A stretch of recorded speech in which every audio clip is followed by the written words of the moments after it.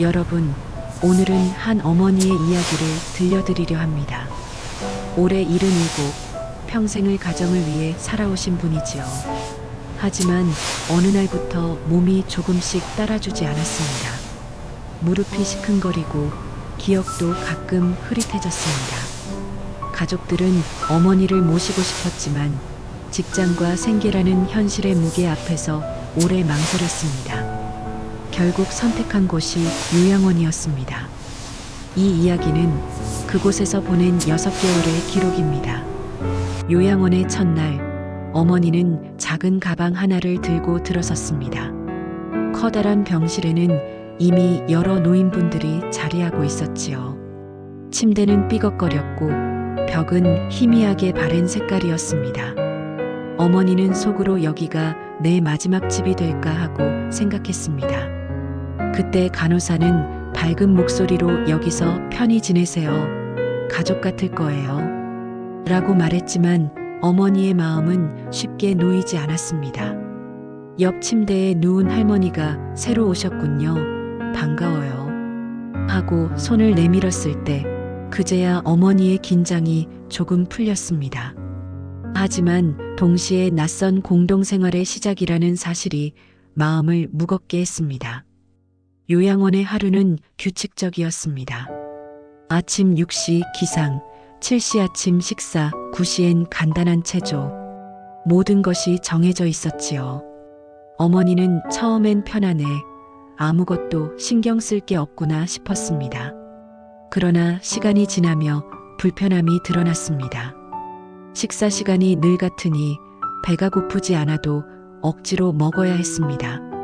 한밤중에 화장실이 급했지만 도움을 부르는 버튼이 잘 작동하지 않을 때도 있었지요. 무엇보다 가장 힘들었던 건 사소한 일상조차 내 마음대로 할 수 없다는 사실이었습니다. 그 자유의 부재가 어머니를 서서히 지치게 만들었습니다. 요양원 생활이 한 달쯤 흘렀을 무렵이었습니다. 어머니는 옆 침대의 할머니와 사소한 다툼을 겪게 되었습니다. 늦은 밤 옆자리 할머니는 늘 큰 소리로 기침을 하셨습니다. 어머니는 잠을 설쳤고 어느 날 결국 참지 못하고 말했습니다. 할머니, 기침 좀 조심해 주시면 안 될까요? 제가 잠을 못 자서요. 하지만 그 말은 곧 싸늘한 공기로 돌아왔습니다. 내가 일부러 그러는 것도 아닌데 왜 나한테 화내요? 서로의 상처가 섞여 작은 말다툼으로 번졌습니다. 그 순간 어머니는 깨달았습니다. 여기선 누구도 완전히 편하지 않다는 사실을. 모두가 병과 노쇠함을 짊어진 채 하루하루를 버티고 있다는 거리요. 어머니에게도 마음의 쉼터가 찾아왔습니다. 같은 병실에 있던 한 아주머니는 늘 책을 손에 들고 계셨습니다. 그분은 치매 초기가 있었지만 여전히 기억의 틈에서 반짝이는 순간을 간직하고 있었지요. 그 아주머니가 어느 날 어머니에게 웃으며 말했습니다. 따님이 자주 오시나요? 어머니는 순간 목이 메었습니다. 자식이 바빠서 자주 오지 못한다는 사실이 서글펐습니다.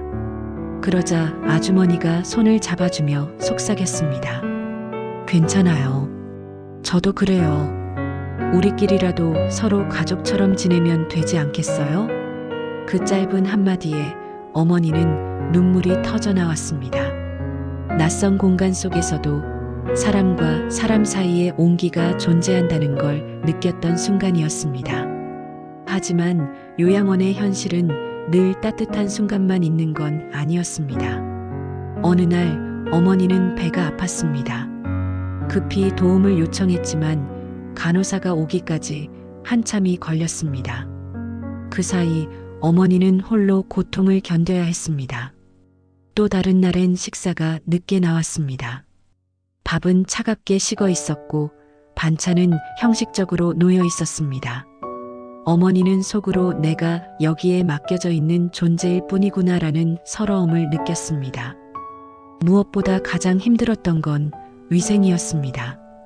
청소가 미처 닿지 못한 구석에서 나는 냄새, 잘 닦이지 않은 욕실 바닥. 그 모든 것이 노인의 존엄을 조금씩 갉아먹고 있었습니다. 어머니는 그때 마음속으로 다짐했습니다. 내가 겪는 이 시간을 누군가는 반드시 알아야 한다. 그래야 변할 수 있다. 가족들도 마음이 편하지 않았습니다. 아들은 직장 때문에 매일 새벽에 집을 나서야 했습니다. 딸은 아이들을 키우며 어머니를 챙기기엔 여력이 없었습니다.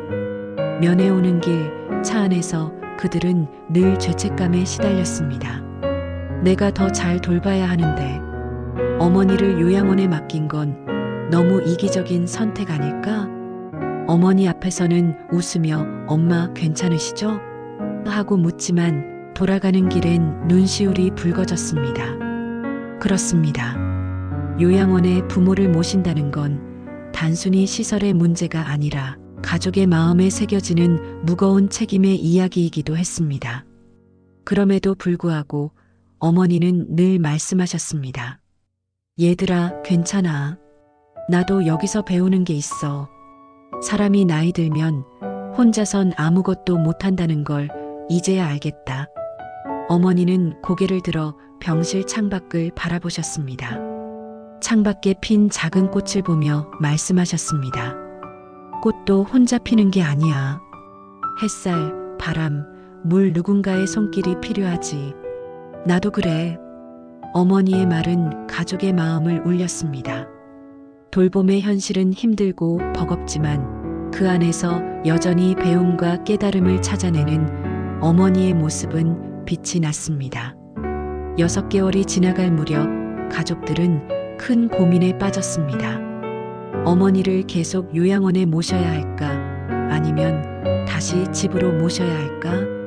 요양원은 돌봄의 틀을 제공하지만 그 속에서 놓치는 부분도 많았습니다. 집으로 모신다면 가족이 직접 모든 부담을 짊어져야 했습니다. 가족들은 밤늦게까지 회의를 거듭했습니다. 그리고 결국 결정을 내렸습니다. 어머니를 자주 찾아뵙고 가능한 한 오래 함께하자. 어머니의 마지막 시간은 시설이나 규칙 속이 아니라 가족의 품 안에서 존엄을 지켜드리자는 다짐이었습니다. 77세 어머니가 보낸 6개월의 요양원 생활. 그 시간은 외롭고 힘들었지만 동시에 배움과 깨달음의 시간이었습니다. 우리 모두 언젠가는 그 길 위에 서게 됩니다. 누군가의 부모로, 또 언젠가는 스스로의 노년으로.